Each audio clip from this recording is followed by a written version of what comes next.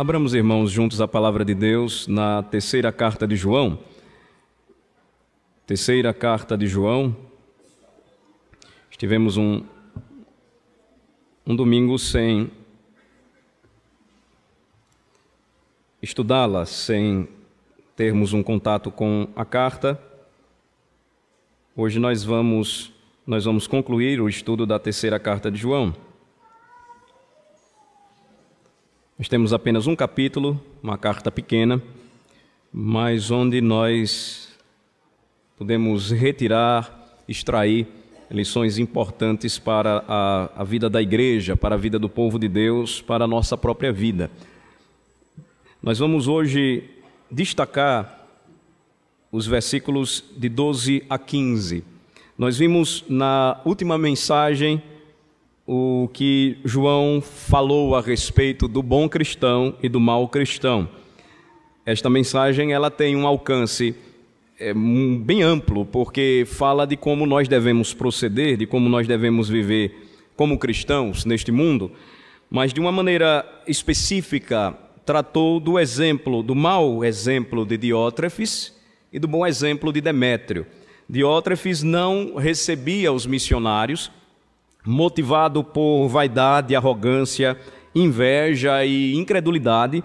Ele não somente os impedia de entrarem na igreja, não os acolhia como missionários enviados pelos apóstolos, representantes da igreja, mas também os expulsava e tratava assim quem o fizesse ou quem desse acolhida a estes irmãos. Diferentemente, nós percebemos que Demétrio ele agia diferente, ou agia de maneira diferente de Diótrefes.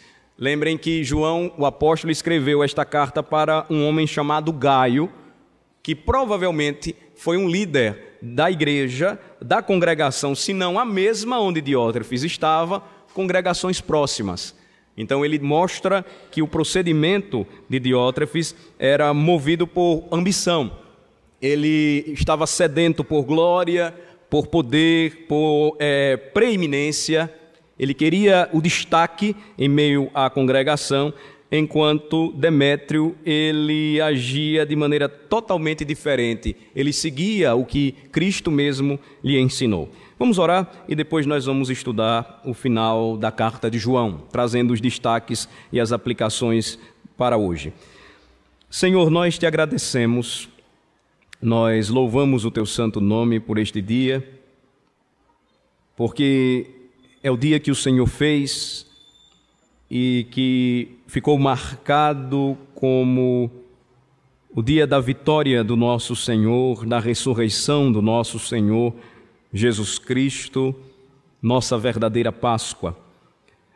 Nós te exaltamos, ó Senhor, porque todos nós, os que cremos, fomos alcançados pela graça e, por meio da fé, levados a confiar, a crer em Cristo, arrependendo-nos dos nossos pecados, nos arrependendo dos nossos próprios pecados e confiando nele para a nossa salvação. Estamos aqui, Senhor, para te exaltar, para glorificar o teu santo nome. Sabemos que esta hora especial, que é a hora em que o Senhor nos ensina e fala, faz parte também, Senhor, da nossa devoção. Envolve todo este dia, todo este momento. Por isso, ó Senhor, rogamos a iluminação do Teu Espírito, para que tudo aquilo que vamos ver, aplicar, buscar da parte do Senhor como um claro ensino, o verdadeiro ensino que conforta, que fortalece, que prepara as nossas almas para o céu. Que nesta hora, ó Senhor, o Teu Espírito nos esclareça, fale ao nosso coração e ajude a nós e aos nossos filhos a confiarmos somente em Cristo Jesus. É no nome dele que oramos e pedimos mais uma vez, Senhor, que nos ajudes. É no nome de Jesus que oramos. Amém. Vamos ler do versículo 12 até o versículo 15. Mais uma vez, lembrando o destaque, a figura daquele irmão Demétrio, e a conclusão da carta, que mostra a preocupação do apóstolo de tratar frente a frente com Diótrefes o problema que ele estava causando na igreja de Cristo. Vamos ler dos versículos de 12 a 15, vamos lá. Quanto a Demétrio, todos lhe dão testemunho, até a própria verdade, e nós também damos testemunho. E sabes que o nosso testemunho é verdadeiro. Muitas coisas tinha que te escrever, todavia não quis fazê-lo com tinta e pena, pois em breve espero ver-te. Então conversaremos de viva voz. A paz seja contigo. Os amigos te saúdam. Saúda os amigos, nome por nome. O apóstolo conclui esta pequena carta e nós já podemos imaginar ou concluir por que a carta foi tão pequena. Com o seu fechamento, a sua conclusão, nós já podemos deduzir isto, porque ele escreve sucintamente, ele escreve objetivamente, porque ele tinha interesse, desejo de ir até aquela congregação e tratar não somente de tinta ou com tinta em pena, mas encontrar face a face Gaio e certamente tratar daquele problema que Diótrefes estava causando no meio da igreja de Deus. Agora, irmãos, notem mais uma vez para o versículo 12. Com este versículo, eu gostaria de iniciar, ou concluir e ao mesmo tempo iniciar, mais uma vez, uma série de lições, de mensagens que nós vamos trazer para a igreja, dada a proximidade da eleição para oficiais. Então, o versículo 12 diz: quanto a Demétrio, todos lhe dão testemunho, até a própria verdade, e nós também damos testemunho. Percebam que o que João diz, comparando Demétrio ou contrastando o testemunho de Demétrio ao de Diótrefes, é que, ao contrário daquele homem que estava trazendo prejuízo para a igreja, movido por ambição e orgulho, que estava trazendo grandes males para a igreja, que não apoiava a obra missionária, que tratava mal os pregadores e ainda os expulsava do meio da congregação, Demétrio tinha bom testemunho do seu procedimento, não somente da parte dos apóstolos, não somente da parte dos irmãos, mas da própria Escritura que confirmava, que testificava a sua vida com Deus e o seu compromisso com a obra missionária, com a obra de evangelização. Por que este versículo é interessante e eu gostaria de utilizá-lo, concluindo o estudo da terceira carta de João, como uma introdução a mais uma série de estudos que são necessários para que sejamos preparados e estejamos prontos para uma nova eleição de oficiais.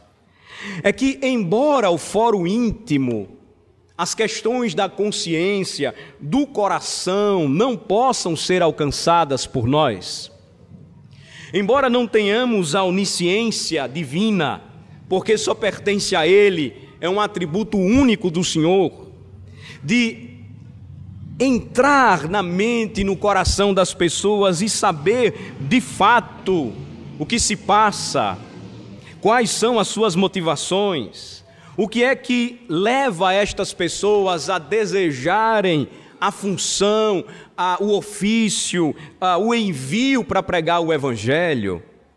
A Escritura nos mostra que nós podemos e devemos julgar aqueles que desejam e que se apresentam como pregadores, como missionários, como oficiais. Nós podemos julgá-los olhando se esta árvore ela produz bons frutos.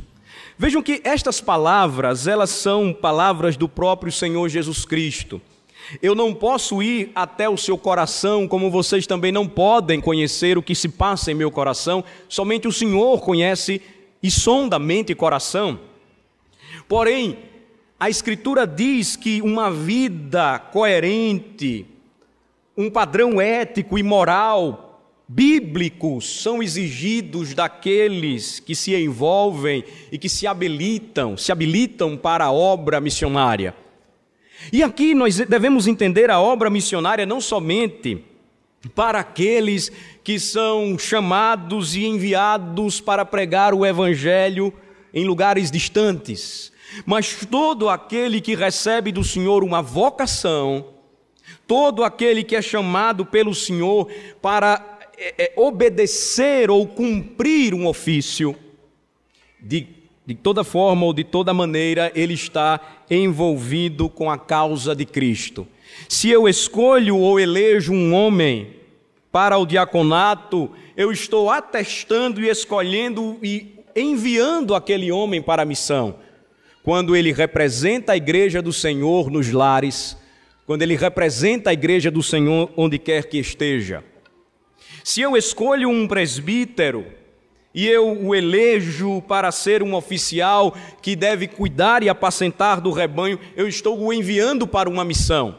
Eu estou atestando que ele de fato tem vida, moral e ética para cumprir este chamado.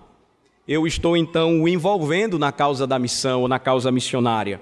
Se eu escolho um pastor e elejo para pregar o Evangelho em determinada congregação, eu estou, de certa forma, de certa maneira, avaliando e atestando que aquele homem tem vida, moral e ética, segundo os padrões da Bíblia, para poder assumir aquela missão. Por isso que o testemunho a respeito de Demétrio deve nos chamar a atenção para o que o próprio Senhor Jesus Cristo nos ensinou.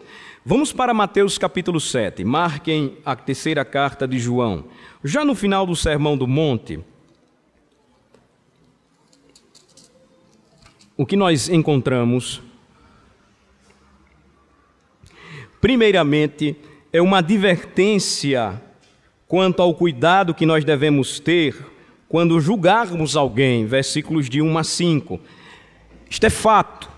Eu devo ter todo o cuidado e o meu juízo, o meu julgamento não deve partir ou ser direcionado segundo os meus critérios, mas eu devo seguir os critérios bíblicos.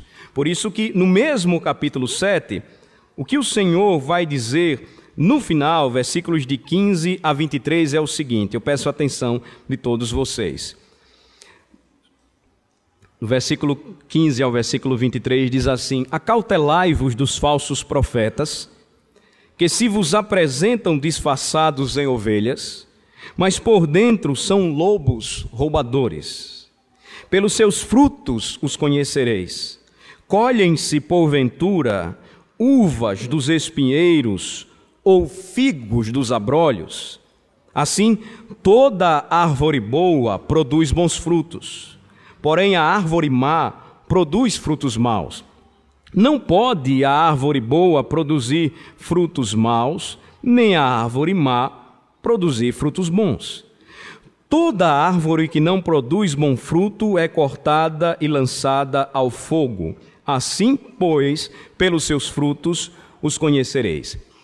Enquanto o Senhor Jesus, no início do capítulo 7 do Evangelho de Mateus, condena o juízo hipócrita, este nós não devemos fazer, ele incentiva e nos alerta quanto ao cuidado que devemos ter para os falsos profetas que sempre existiram e até o retorno de Cristo existirão a serviço do inimigo.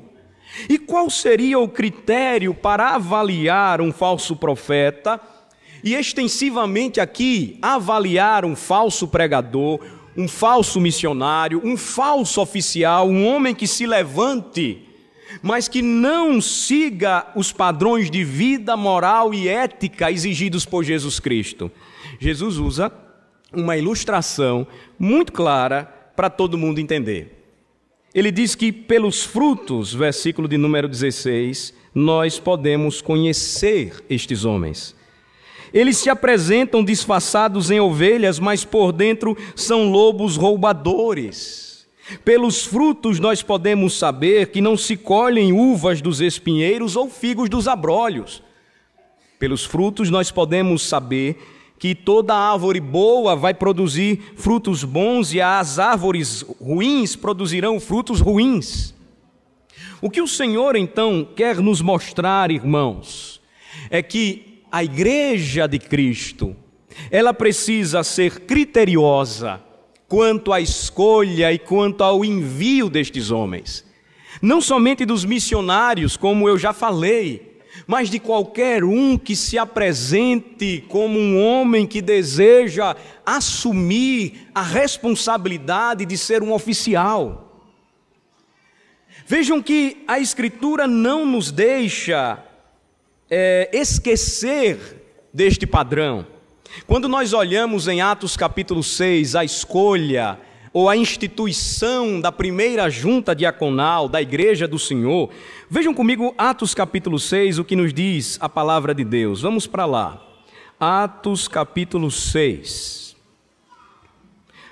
No livro de Atos dos Apóstolos, capítulo 6.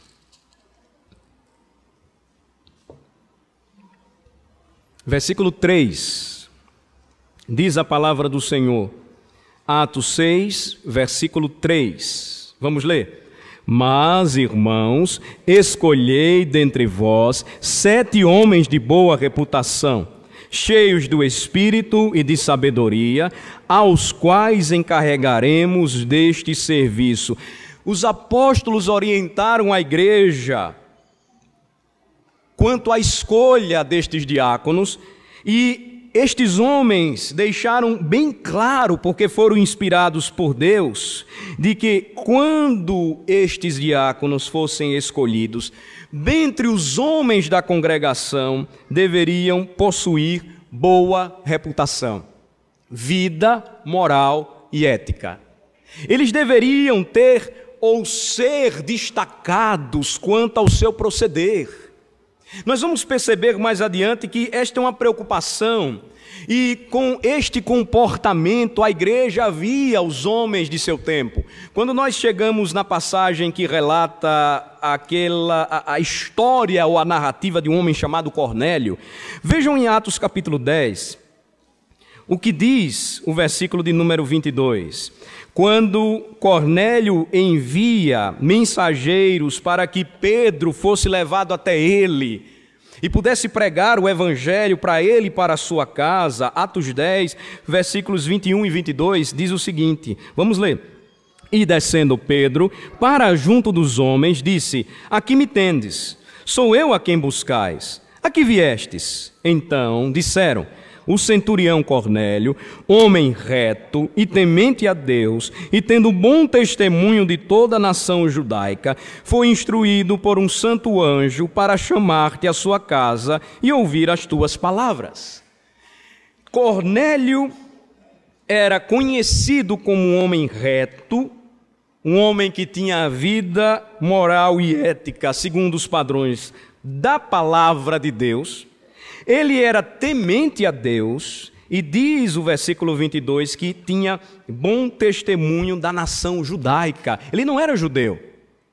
Este Marco aqui foi aquele que cumpriu a promessa do Senhor, que o evangelho ou o poder do Espírito Santo, mediante a pregação do evangelho, sairia de Jerusalém, iria para Samaria, Judéia, Samaria e alcançaria os confins da terra. Uma referência ao alcance do evangelho para as demais nações.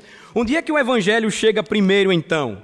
Quando alcança os confins da terra? Na casa de um homem que temia Deus, que era reto e dava bom testemunho, que toda a nação judaica falava, reconhecia e dizia que aquele era um homem realmente de fato.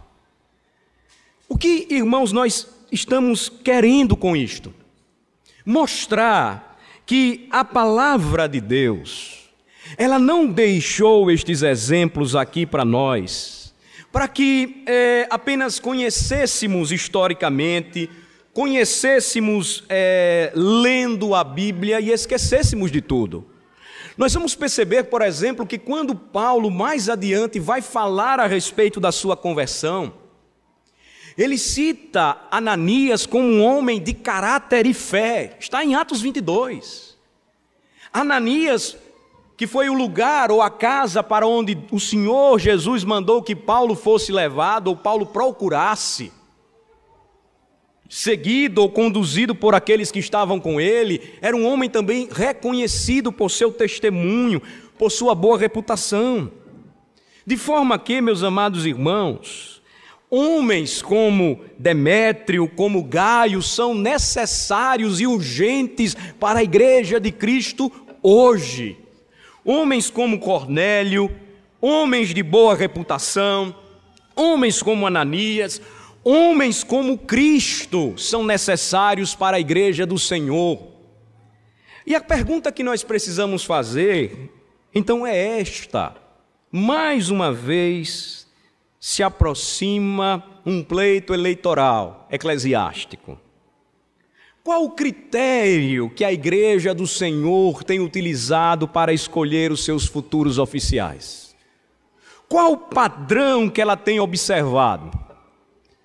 Quando eu olho para 1 Timóteo capítulo 3, eu queria que vocês abrissem comigo, por favor.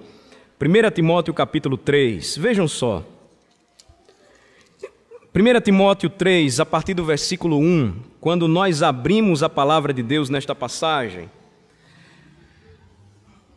do versículo 1 até o versículo 7, por exemplo, quando o apóstolo Paulo ele relaciona as qualificações para aqueles que almejam o episcopado, ou seja, o presbiterato, desejam ser presbíteros da igreja, pastores da igreja. Eu consigo identificar, se não me falha a memória, pelo menos 13 qualidades, melhor falando, do versículo 1 ao versículo 7, exigidas para aqueles que desejam o episcopado. Se vocês observarem atentamente, perceberão juntamente comigo que destas 13 qualificações, apenas 2 são exigências quanto ao conhecimento doutrinário, aptidão para ensinar. Não é um desmerecimento quanto à habilidade que todo presbítero precisa ter. Ser apto para ensinar nem sempre é ter o dom de falar publicamente, mas é a capacidade que ele tem de abrir a Escritura com um membro da igreja, com uma ovelha de Cristo e instruí-la. Agora notem que são maiores as exigências, não desmerecendo esta qualificação importantíssima, que é ser um conhecedor da palavra de Deus, mas são maiores as exigências quanto a um caráter, quanto a um bom caráter, uma boa reputação. Vejam só, a partir do versículo de número 1 até o versículo de número 7. Acompanhem, diz assim a palavra do Senhor. Fiel é a palavra. Se alguém aspira ao episcopado, excelente obra almeja. Aí agora começa. É necessário, portanto, que o bispo seja irrepreensível, esposo de uma só mulher, temperante, sóbrio, modesto, hospitaleiro. Aí nós temos apto para ensinar, não dado ao vinho, não violento, porém cordato, inimigo de contendas, não avarento, e que governe bem a própria casa, criando os filhos sob disciplina, com todo o respeito, pois se alguém não sabe governar a própria casa, como cuidará da igreja de Deus? Não seja neófito, para não suceder que se ensoberbeça e incorra na condenação do diabo. Pelo contrário, é necessário que ele tenha bom testemunho dos de fora, a fim de não cair no opróbrio e no laço do diabo. Eu só consegui destacar aqui aptidão para ensinar e não ser neófito como qualificações de preparação ou de aptidão doutrinária. Todas as outras envolvem procedimentos de vida, de moral e de ética que surgem do seu conhecimento da palavra de Deus. Agora eu pergunto mais uma vez, meus irmãos e irmãs, quais são os critérios que nós temos utilizado para escolher os nossos oficiais? Nós estamos avaliando estes homens segundo os critérios e os padrões bíblicos? Nós estamos identificando estes homens segundo os padrões estabelecidos por Jesus Cristo, Senhor da igreja? Ou nós estamos à procura de líderes que sejam para nós verdadeiros ídolos? Não é difícil fazermos esta identificação. Quando nós percebemos o comportamento e o procedimento dos líderes evangélicos, em sua maioria em nosso país, não é difícil chegarmos a esta constatação. Livres ou longe, melhor dizendo, longe estão da irrepreensibilidade. Muitos estão longe do padrão exigido por Deus e não são maridos de uma só mulher, mas envolvidos estão em muitos escândalos envolvendo mulheres. Não são temperantes. A sobriedade passa longe de suas casas. Modéstia é algo que nós não temos percebido, mas ostentação ao poder, à riqueza, à glória. Nós não temos visto, irmãos, um bom governo e um bom cuidado com a própria casa. Nos preocupa a febre do pastor conferencista. Ele não está preocupado com a igreja, ele está preocupado em viajar, e onde ele está e onde ele viaja, ele é uma bênção. Mas a igreja sofre a míngua, porque o seu pastor não está ocupando o lugar que deveria. Então, irmãos, percebam que estes mesmos critérios devem ser aplicados para nós. Se nós temos sido abençoados com bons oficiais, tementes a Deus, oremos para que Deus os sustente, ou sustente estes homens. Roguemos ao Senhor que novos homens sejam preparados.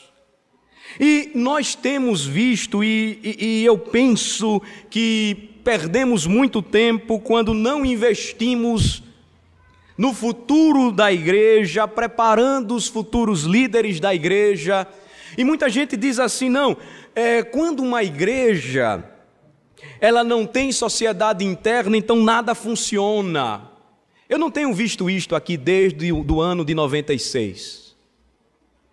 Quando nós mudamos e optamos por uma estrutura diferente, sem burocracia, sem o peso da cobrança e da exigência, e homens têm sido levantados, e homens têm sido preparados, e ainda hoje continuamos a fazer isso pela graça de Deus, por iniciativa do conselho desta igreja, preparando oficiais e novos pregadores. Eu tenho 10 anos de ministério, irmãos. Eu tenho 10 anos de ministério pastoral.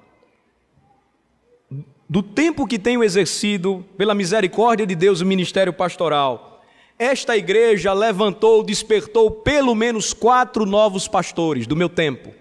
Todos eles servindo ao Senhor. Todos eles apacentando o rebanho de Deus. Nenhum deles envolvidos com escândalos. É porque estes homens são bons ou melhores ou superiores, ou porque os critérios que esta igreja tem procurado aplicar têm sido, pela graça de Deus e misericórdia somente do Senhor, bíblicos. Nós não podemos perder o foco, irmãos. Nós não podemos nos esquecer do que a palavra do Senhor nos diz. Eu preciso continuar sendo criterioso quanto à escolha dos meus oficiais. Não pode ser qualquer pessoa. Não pode ser qualquer homem. Ele precisa se destacar, não como Diótrefes, que queria aparecer, que queria os primeiros lugares, que queria o louvor dos homens. Não, mas nós precisamos rogar ao Senhor e trabalhar para que homens como Gaio, como Demétrio, homens à semelhança de Cristo, continuem a governar a igreja de Deus. Não serão homens perfeitos, jamais. Nós nunca vamos encontrar. Se você faz parte da igreja e acha que não vai sofrer decepções, lembre-se que você só deve olhar para o Senhor Jesus Cristo. Ele sim jamais nos decepcionará. Contudo, o padrão que ele exige para um presbítero, para um diácono, para um missionário, para um pastor, para um líder de igreja, é muito mais elevado do que aquele que nós estamos vendo, por exemplo, no Congresso Nacional. Na realidade, o que nós temos percebido e que tem envergonhado a nação evangélica em nosso país é que os evangélicos que se dirigem para o Congresso Nacional não transformam, porém envergonham. E não aqui querendo fazer nenhuma apologia àqueles que estão perseguindo Marco Feliciano. Ele é um homem público, eu posso falar do nome dele. Não estou aqui questionando os seus posicionamentos, muitos dos quais eu não concordo. Mas não tem como negar, irmãos, está aí na internet. O homem pegando dinheiro, cheque pré-datado para 90 dias, cartão de crédito, pedindo a senha do fiel. Isso é loucura, não é evangelho. Não é esse tipo de líder que a Escritura mostra, destaca, espera que a igreja de Deus tenha, possua. Precisam ser homens que têm bom testemunho da verdade, testemunho apostólico, testemunho do povo de Deus. Pensem e orem e se preparem, porque esta participação da igreja não é para brincadeira. Vocês precisam entender muito bem por que eu escolhi este oficial. Por que vocês me elegeram, pastor? Será que vocês devem me eleger para mais 5 anos como pastor? Será que eu tenho atendido aos critérios necessários para conduzir o rebanho de Deus? É isto que nós devemos pensar, é o que deve passar em nossa mente e coração. Não se o pastor Alain é legal, ele cumprimenta todo mundo, quando eu ligo para ele, ele me atende. Não. Os critérios são bíblicos e nós precisamos avaliá-los criteriosamente, com oração, pedindo ao Senhor que nos guarde, pedindo ao Senhor que nos coloque diante de nós homens fiéis. Não tenha receio de tirar qualquer dúvida que seja com aqueles homens que foram indicados, de esclarecer qualquer ponto que você ainda não compreendeu de seu procedimento, de seu comportamento. Não tenha receio se você vai indicar alguém para concorrer e ele aceitar, de avaliar, de conversar abertamente como um cristão. Porque o que está em jogo aqui, irmãos, é o futuro da igreja. E maus oficiais têm fechado igrejas. Péssimos pastores têm dividido igrejas. Nós precisamos cuidar para não escolher homens longe ou distantes dos padrões estabelecidos pelo nosso Senhor e Salvador Jesus Cristo. Que Deus nos abençoe e nos prepare desde já. Nós temos muito ainda que ver e aprender, na realidade, relembrar, para que a nossa escolha, debaixo de muita oração, seja aquela que é do agrado do Senhor, para que não seja juízo para o povo de Deus, mas para que seja bênção, para que glorifique o nome do Senhor e exalte o Senhor da igreja, que é Jesus Cristo. Vamos orar e vamos agradecer a Deus pela palavra recebida. Ó Senhor, nosso Deus e eterno Pai, agradecemos, porque o Senhor nos tem dado o privilégio de tratarmos com clareza e franqueza de assuntos importantes, atuais, e que nos chamam à responsabilidade santa, porque fazemos parte do Teu povo,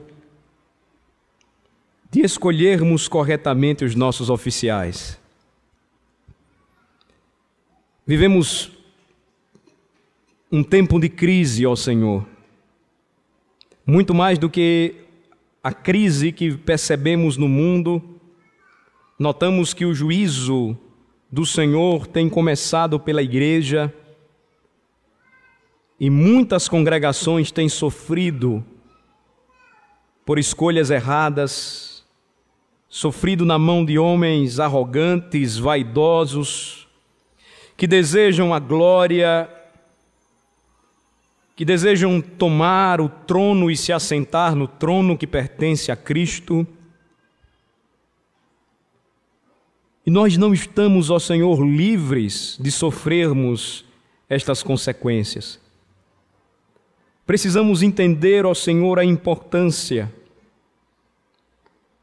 de verificarmos e analisarmos se os homens que temos escolhido, se os missionários que temos enviado, se os jovens que temos preparado para que sejam futuros líderes, têm refletido os padrões do Evangelho.